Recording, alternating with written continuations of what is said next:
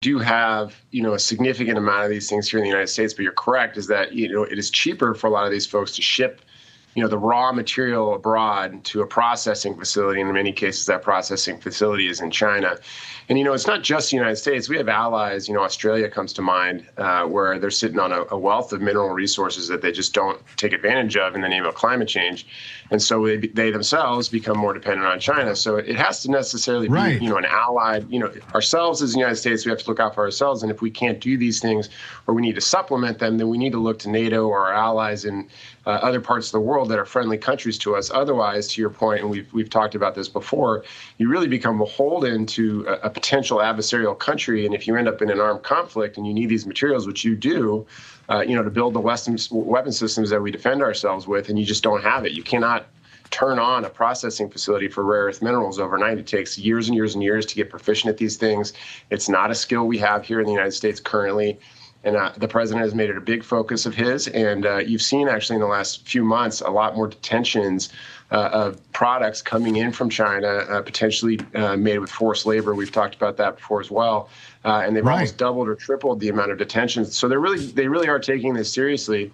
And you saw Tim Cook in the White House yesterday or the day before, I can't remember, pledging $600 billion to build things. So many people in the White House. States.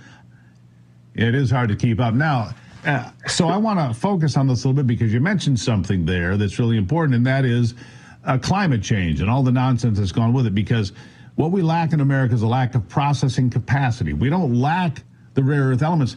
But I'll go back to, I think about 2022. Brett, you'll know this better than I do. I'm going from memory here. But a large stash of rare earths were discovered in northern Minnesota.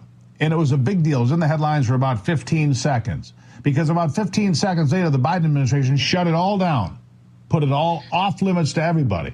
Michigan's Upper Peninsula also has a number of rare earth elements shut down by the Biden administration almost instantly in the name of climate change. We've got to stop destroying ourselves in pursuit of some mythical beast called climate change while the Chinese build coal-fired power plants and process rare earths at a record pace. It's time to get our act together, isn't it? Yeah, I agree. And look, just because you don't do it here doesn't mean people don't consume these things. Most Americans probably don't know carbon emissions in the United States have gone down every year for the last 25 years. Meanwhile, China is up 8 times, 10 times the amount of carbon emissions with coal production year over year. We can't. There's simply no way the United States is going to be able to offset that. We're just shooting ourselves in the foot by not doing these things here in the United States. And at the end of the day, we are the most technologically advanced country in the world. If we're going to solve these problems, you have to solve them with capital. You have to solve them with capitalism. Give people an incentive to make money, to do the right thing for the country, and do those things here in the United States. Because if you don't do it, you're just creating a long-term problem.